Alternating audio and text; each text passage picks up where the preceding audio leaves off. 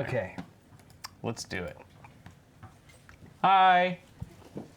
Hello. My lovely wife is Mrs. home. Paul's Hardware is now home.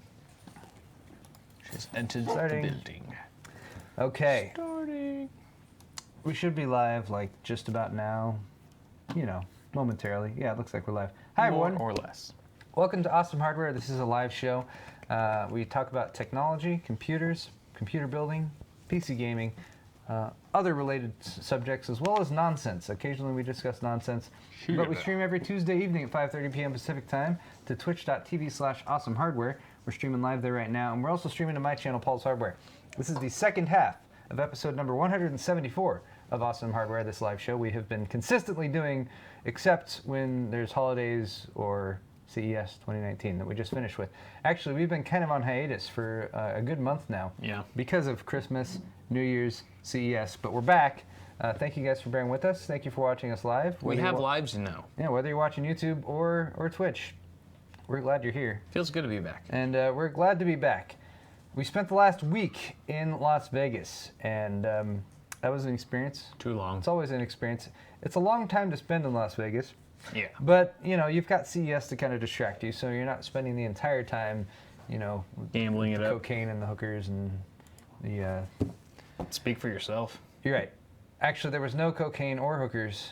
There was some gambling, bit of drinking, some delicious food. A bit. All that's covered in my final CES vlog, which I posted earlier today. You guys I'm going to watch check that it when I out. get home. Sounds like a good Turned watch. out great. Also, on the last day of CES, we did Bitwit or Nitwit with Kyle. Yeah, Celebrity Edition. I was pitted against Luke as well as Steve. Luke from Linus Tech Tips, Steve from GamersNexus. Yeah. Just destroyed both of them, just flat out. Kind of proved. Wait for the full episode to launch on YouTube tomorrow. Maybe you guys should watch that. Maybe just wait for tomorrow before you decide for yourself. But other than that, a quick plug at the beginning of our show for our stores. If you guys want to help support us and get yourself some super duper extra high quality merch, check out the stores. I have a limited edition black lightweight zipper hoodie. Limited edition. This is the lightweight one, by the way. I was sort of off earlier when I thought the one I'm wearing is not the lightweight one. You're gonna lighten the heavy. Although they're both very nice. I do have heavier hoodies also available down below. That's the charcoal lightweight one. I've got some pullover ones. Where's the one I'm wearing? This is the one I'm actually wearing right now. This is the dark gray zipper hooded sweatshirt. Nice. And everyone should buy at least two. At least two. But paulshardware.net is where you can find my products, and then you can also find products at bitwit.tech/store. Designed it as a tongue twister. Yeah, on purpose. It's kind of difficult to say there, but shirts, mugs, hoodies, pint glasses, all real nice merchandise. We get good feedback on the merch because it's high quality. Shout out to John if you're watching. He's our merch guy, and he's the best. He does a good job at that. But thanks you guys for supporting us. We're going to dive right back into some tech news, I think.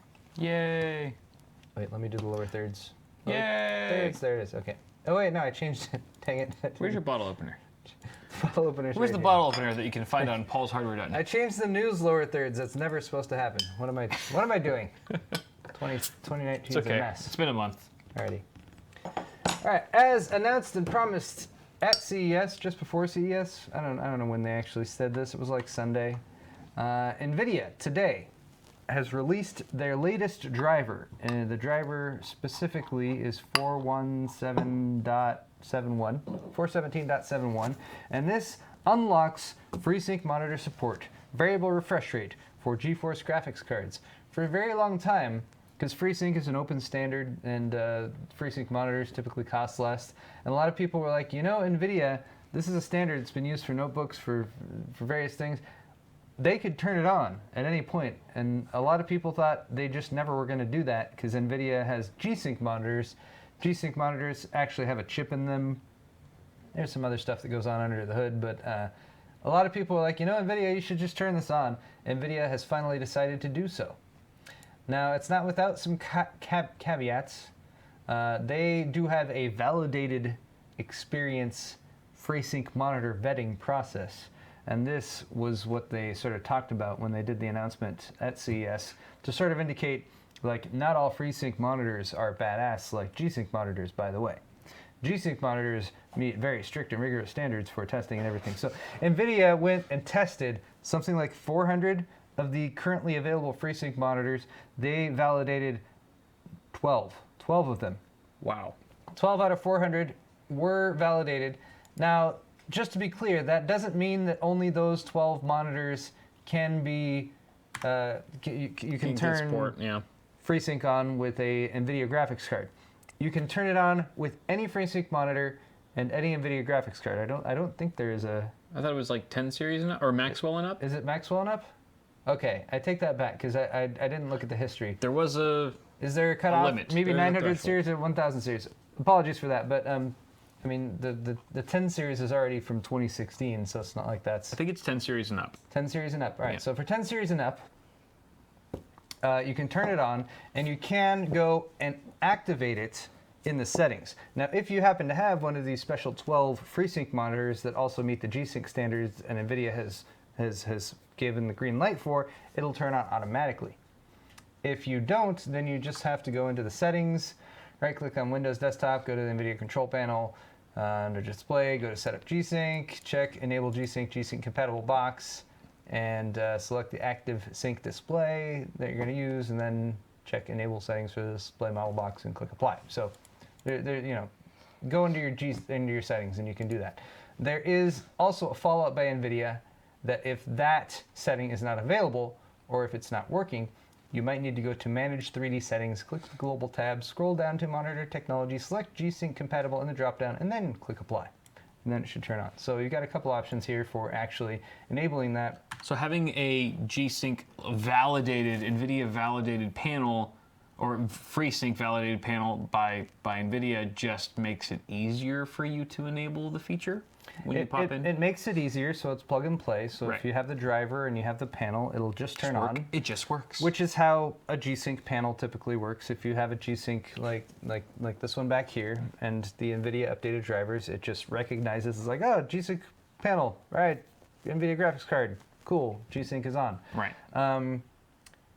That'll only happen with those 12 monitors. A couple of extra steps if it's not If validated. you have one of the other monitors, you have to go in and validate it yourself. There are certain gray areas, like there's some FreeSync monitors that have multiple FreeSync ranges that you have to go into the monitor's settings, like in the firmware and the buttons on the monitor to change. For that, you have to go and still change it on the monitor, and then go update your refresh rate on the on your computer and stuff, and you can still turn it on. There are some downsides. So if you have the cheapest of the cheapest FreeSync monitors with like the bare minimum of specifications, you might encounter some of the negative side effects of this, which is like black frames popping up from now and then. Now, to help people combat this, tearing and stuttering, or to at least give you a better idea of like how's my FreeSync monitor gonna behave, or I want to buy a new monitor and I want to get a monitor that supports this. Right. There is a thread going on in the NVIDIA subreddit, but unfortunately it's already been turned into garbage. It's like, where'd that go? I don't know where that went. I had a link to it, but I thought it was in the store. Like a fart in the wind. The NVIDIA subreddit had created a thread where people were starting to go and post like, I have this monitor and I tested it with this card and here was my experience. So they can sort of start to develop a bit of a compendium, a sort of non-official list for people who are in that gray area where you have a FreeSync monitor, but you may or may not want to turn it on.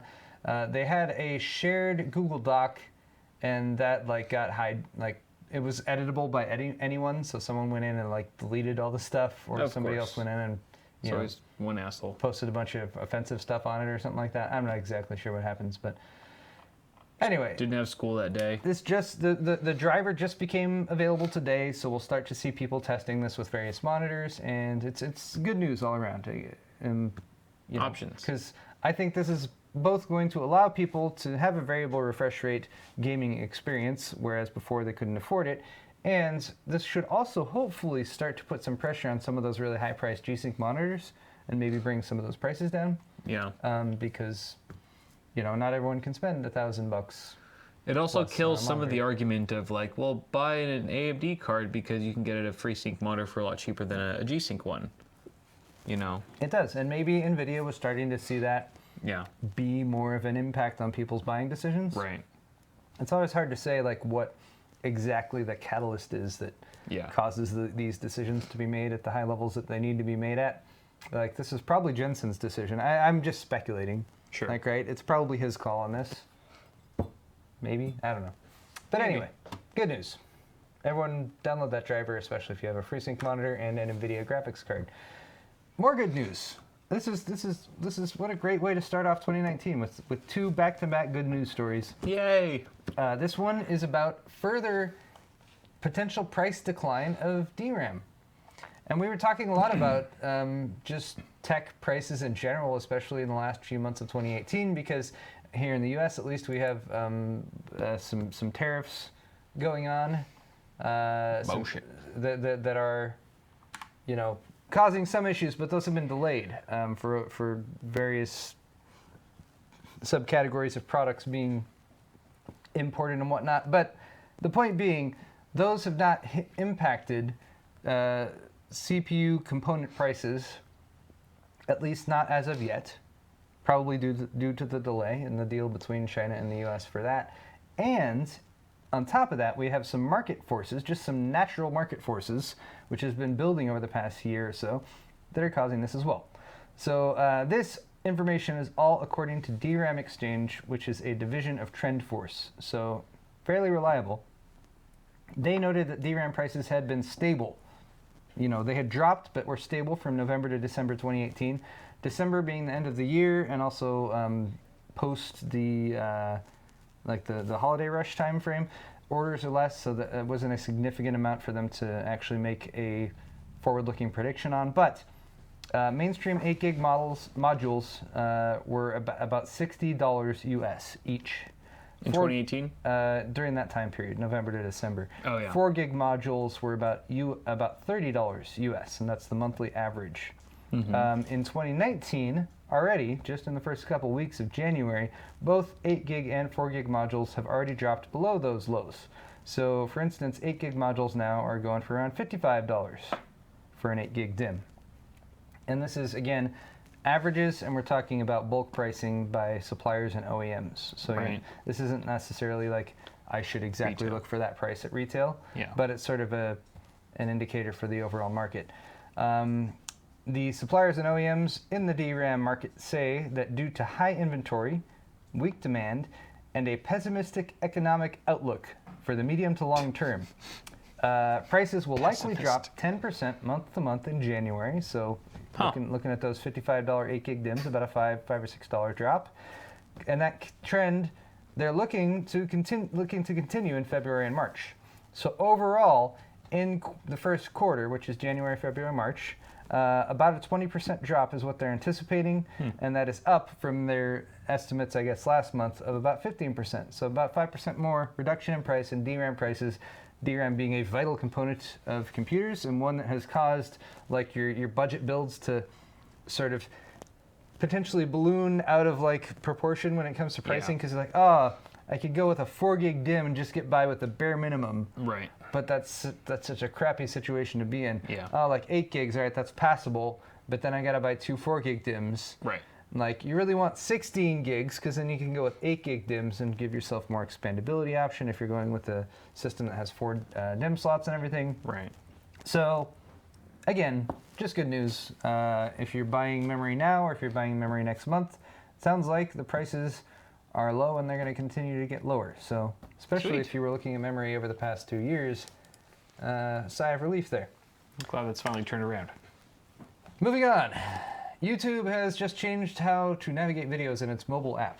This is maybe more of a concern for Kyle and I than all of you guys, but You have my attention. if you use the YouTube mobile app on your smartphone, you might be interested to know that apparently 70% of YouTube views are now taking place on mobile devices. That's insane. That's a lot. That's more than 2/3. That's insane. More than desktop. Yeah, so lots of people watching YouTube on their smartphones, and this change is going to affect iOS devices this week. When? Yeah, it's rolling out this week to iOS users, and this is how it works. Watching a video. Okay. And you're bored, and you have a short attention span because you've been trained to do that by like apps that cater to that, like this YouTube app. Well, guess what? Just swipe. Just swipe. No. Yeah. YouTube has become Tinder?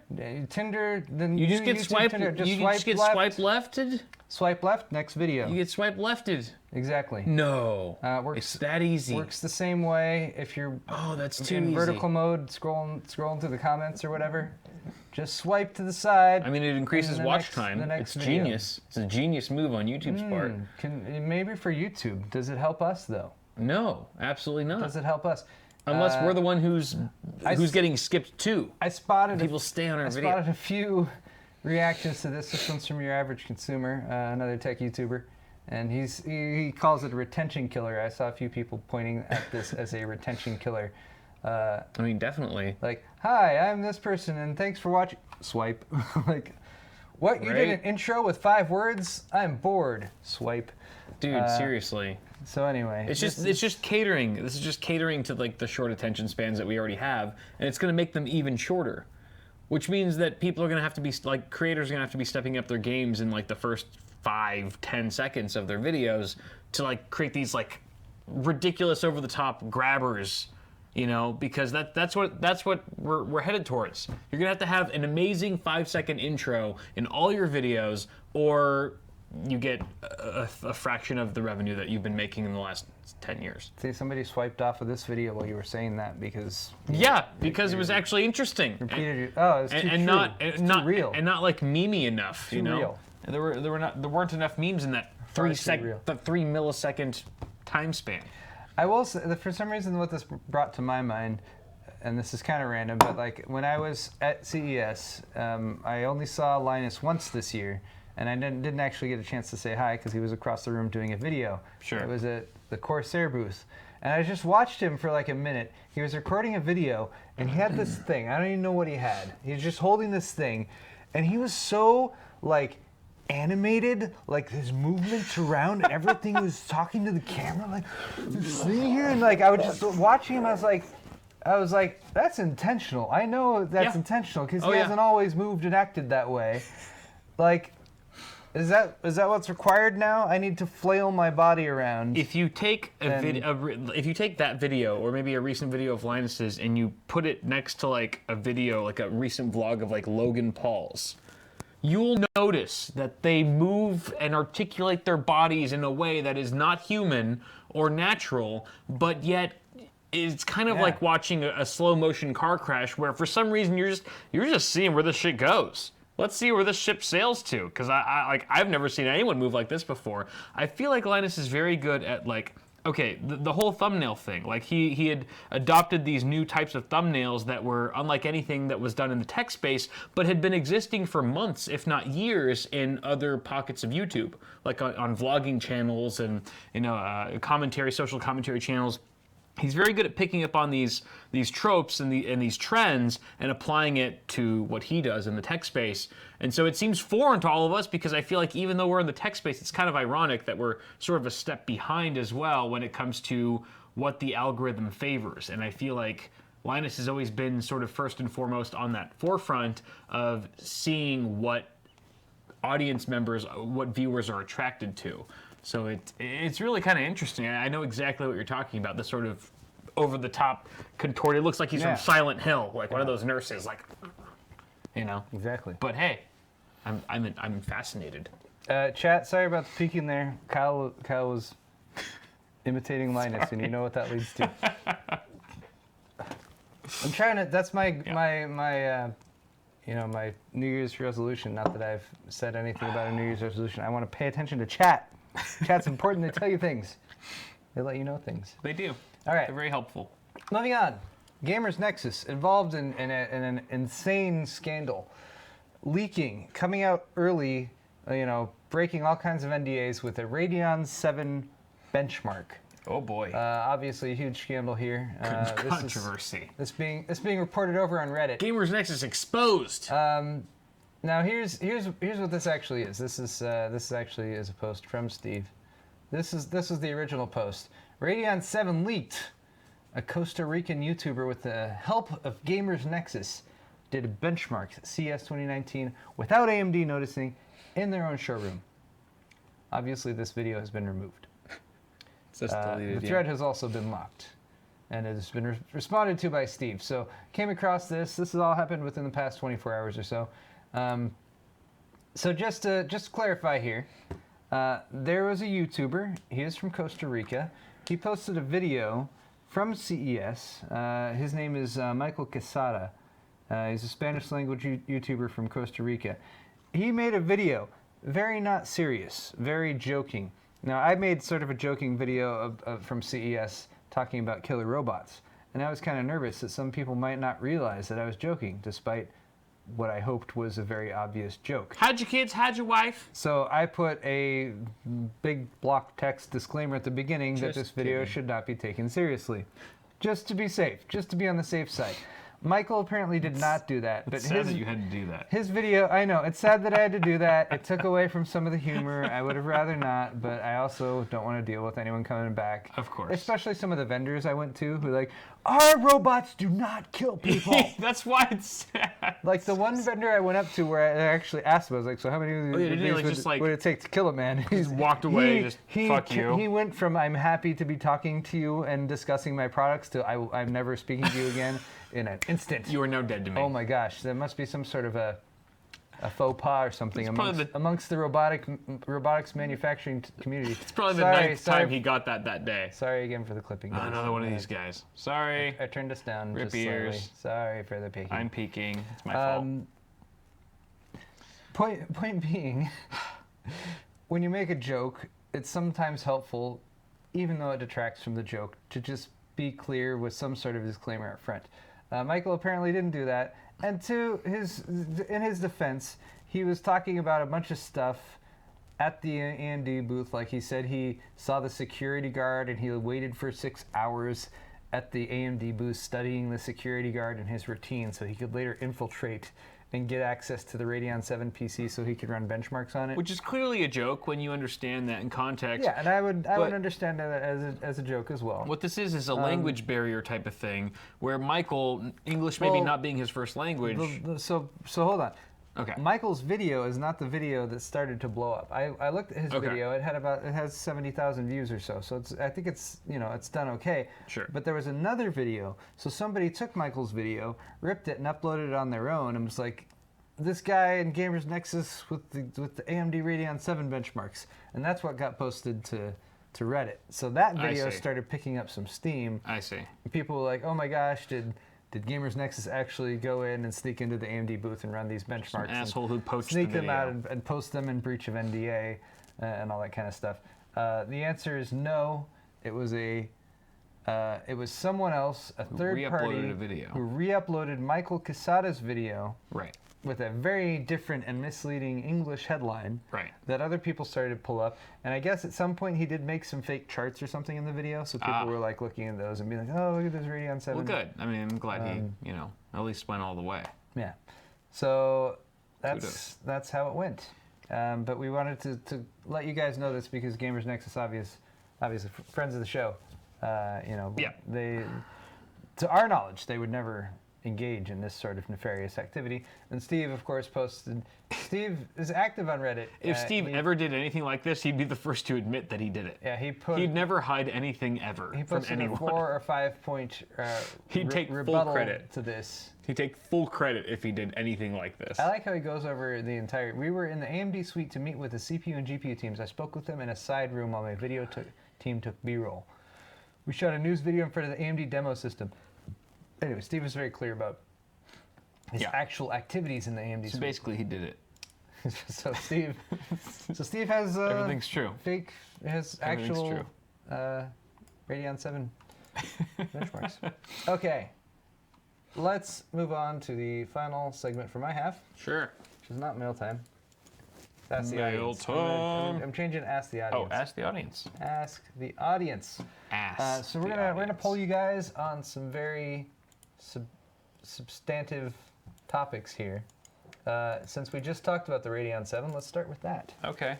So I'm gonna post a straw poll link in chat here, and you guys can can click on that and you can vote on it. But basically, Radeon 7, you know, we know what we know so far from what we saw at CES. You guys know what we talked about on Kyle's half of the show, where we talked about it most likely being a Radeon Instinct-derived GPU, since it has 16 gigs of HBM2, and sort of a configuration that doesn't make a lot of practical sense for a mainstream consumer graphics card. Also, the now rumors that we have that there's only going to be something like 5,000 units produced. Very limited run. We're not going to see add-in board partner versions of the cards. So it seems like a specialty GPU. Right. That said, what do you guys think of it? Because specialty GPU or not, it's providing a higher-end gaming graphics card from AMD to provide a little bit more competition from NVIDIA when it comes to like the RTX 2070 and 2080. They're not trying to say it's going to compete with the 2080 Ti, but it's competitively priced against the 2080. And that 16 gigs of HBM2 might be a compelling sort of value add to someone who wants to game and also do GPU compute stuff at the same time. Yep. Or I saw somebody post in chat back on Kyle's half of the show, like there are games where, especially games that you can do add-ons with, like high-res texture packs and stuff like that. Exactly. Yeah. That you actually can make use of that much memory. So some more niche scenarios that might be useful for. So That's true. wanted to ask the audience. Yeah. And see what you guys think of this. Now, Kyle and I are gonna sort of. Are we arguing percentage of like I say 55% say yes, it's they're excited. So we'll choose a percentage. Okay. Before Kyle and I make our choices, though, and to give you guys a little bit more time We'll do the second to question, vote on this, we will also move on and quickly go over the second question, which is a follow-up to CES. Hopefully, you guys were able to watch a decent amount of our CES coverage before you got sick of it, because CES coverage was being spammed by many, many different tech tubers. There's a lot of stuff. But what was missing from CES? That's our second question. I have a few options here. I should have put a like not listed or something, and none of the above. But you guys can make your own They'll choices find there. which one they're closest to. You got a few options. Gaming monitors. I saw a bunch of gaming monitors. I was looking at a bunch. I was like, wow, these have really good stats. I still saw some people afterwards saying, like, they didn't have one that really hit all the points, like the higher level HDR compatibility, as well as the high refresh rate, as well as the really high resolution, like a 4K or one of the fancier ultra wide ones. True. We didn't see anything from Navi. Intel was like, oh, we're still launching 10 nanometer this year. I promise we're on track. And then Wink, wink. third gen Ryzen's robots, that kind of thing. Yeah. Let's know what you think of that. Okay. But Kyle, let's go back to that first one Okay. and see what you think. Ryzen 7. Yes. I'm or gonna no? say. Give me a sec. I'm going to say most people are going to say no. It's just a stopgap until Navi. Best to pass on this one.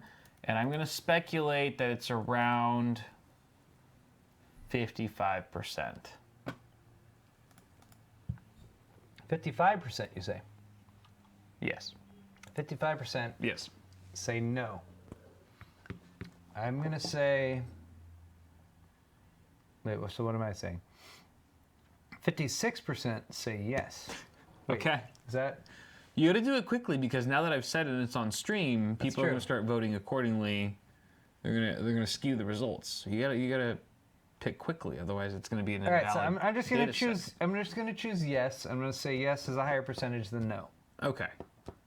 You think it's which over? I know isn't quite the same as you saying the exact percentage for no, but But sure, it just wasn't. We didn't predetermine this, so that's true. We'll let's play just- it by Let's ear. just see what the results are. Okay. Too early. Wow. Too early. Way too early. And then most people say no. We got about a little over a third saying no. Yep. Only about 11% say they're excited to buy one. Which honestly, if I was AMD, I'd be like, all right, that's fine. We only made 5,000. We Yeah. can't sell them to everyone. That's all we need. So we'll 25. We got 25 votes from the Awesome Hardware see. streams. We'll see how quickly they go through this. But I applaud those of you who are, reserving judgment. That's Yeah. important. If there's a Gotta wait for the if reviews. there's a subtext of like a moral or a lesson to this whole thing, it's that yes, we should not make snap judgments, especially about a graphics card that we really haven't seen any actual performance testing of, other than the numbers that AMD provided us with, which, while we can hope are accurate, must be vetted in the long run. But then again, do you really want to die and have your life flash before your eyes without being rendered by a Radeon VII graphics card? Is that a reference to the ray tracing quote? I'm just saying, maybe, Paul, you should just buy it. Well, I'm gonna see if they send me one first. They send me one for free, then maybe I'll buy one.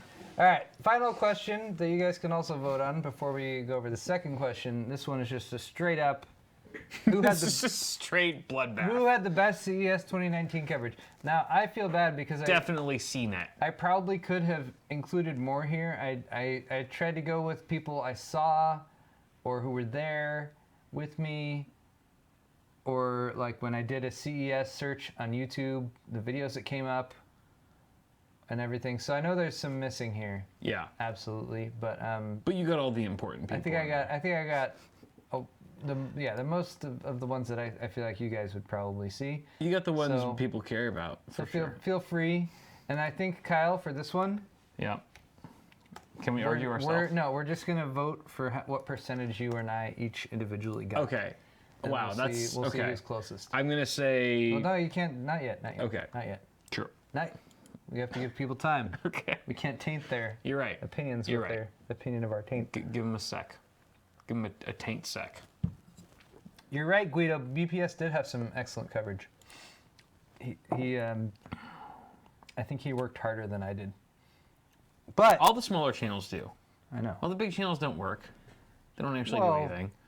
I mean, I still worked. I just felt like Linus just shows up and flails his arms like I used to. After covering CES for as many years as I have, I feel like that this year was the best example I've had of sort of, scheduling things right and sort of having a flow from the meetings in different places and setting meetings that are more contained in the same area so that you don't spend as much time traveling. Tech Yes City. Excuse me. Oh, yeah. I forgot to put Tech Yes City in there. Been a good one on the list. I apologize. Yeah. That's totally someone who I should have added. The other Brian. I knew as I was going through there that I was like, there's someone missing. But all right.